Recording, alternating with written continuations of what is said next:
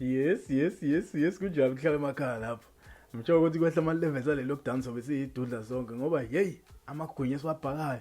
Uthi ekitchen uyiphuzela amanzi uyithola usuvula ifridge uthi ga thola ukutholayo. Kodwa ke kufanele sivoca senze sure ukuthi imizimba yethu i-right. Singagcini nje kuphela ngokubheka imizimba yethu. Nezimoto zethu njengoba zipake ngaphandle lapha.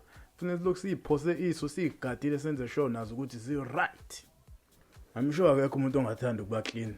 Nemoto ke nako njalo ufuna ihlala iclean ngaso sonke isikhathi ukuze upende wazo lokhu right nangaphakathi ingagcini sizalela izinto ezinjengamaphela uthi uphethe ingane lapha kuvela ukuthi ilungu okuyiphele. Enye ke into ufuna uyihlala igcina isethunzini ukuze ingashiselwa ngaphakathi. Kodwa ke siningi nezinye izinto ingakho ngilande out yami lapha usiyabo ngamanzini wase-Durban Sport uzositshela okunye kufanele sikwenze ukuze imoto zethu ihlale zisharp. Ukuyidumisa imoto kuyisiza kakhulu. Ungayidumisa nje imoto for imzuzu nje embalwa.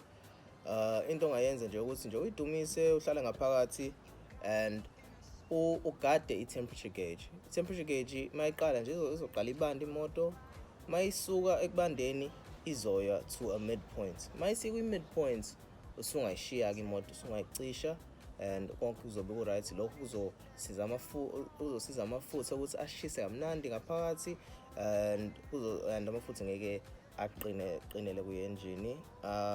Nokuthi usiza ne-battery yakho, it'll give it a charge. And nokuthi ke enye into ongayenza ukuthi uyishayele imoto kancane, hayi kude kakhulu obviously, but lokho kungakusiza ngokuthi amasondo akho akwazi ukuhamba ngoba njengoba ihleli isondo lakho liba flat, liba ne-flat spot, and lokho kungakulimaza kakhulu mase kuthiwa usufuna ukuhamba. Hayi, msho uzwile yabo nguwena mina manje abe ngabheka ikari yami. Seki